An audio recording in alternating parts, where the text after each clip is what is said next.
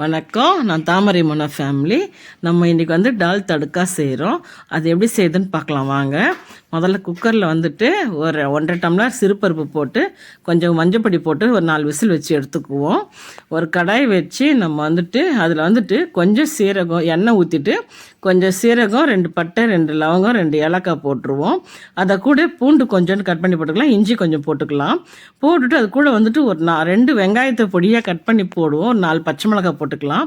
போட்டு நல்லா வதங்கட்டும். இந்த வெங்காயம் நல்லா பொன்வரவில் வதங்கினதுக்கப்புறம் நம்ம 2 தக்காளி கட் பண்ணி போட்டுக்குவோம். அது நல்லா வதங்கினதுக்கப்புறம் கொஞ்சம் உப்பு போட்டுக்கலாம். அதுக்கு போட்டு வதக்கிட்டு கொஞ்சம் 1 ஸ்பூன் மிளகாத்தூள் வெறும் மிளகாத்தூள் போடுங்க.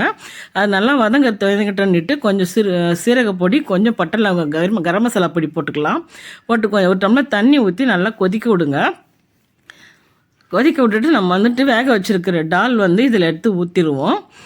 ஊற்றி நல்லா கொஞ்சம் கிளறி கொடுத்துட்டு கொஞ்சம் நேரம் அது கொதிக்கட்டும். அதுக்கு கருவேப்பிலை கொஞ்சம் போட்டுருவோம். அதுக்கு போட்டுட்டு நம்ம இன்னொரு கடாயில் கொஞ்சம் நெய் விட்டுட்டு அந்த நெய்யை கூட கொஞ்சோண்டு பூண்டு மட்டும் தட்டி போடுவோம். போட்டு அது கூட 2 காஞ்ச மிளகாய் போட்டுட்டு நம்ம இந்த டாலில் போட்டோம்னா ரொம்ப சுவையான டால் தடுக்கா ரெடி ஆகிடும். இது சப்பாத்திக்கெல்லாம் தொட்டு சாப்பிட்றதுக்கு ரொம்ப டேஸ்ட்டாக நல்லாயிருக்கும். இந்த வீடியோ பிடிச்சிருந்துன்னா நீங்கள் லைக் பண்ணுங்க, ஷேர் பண்ணுங்க, சப்ஸ்கிரைப் பண்ணுங்க. தேங்க்யூ.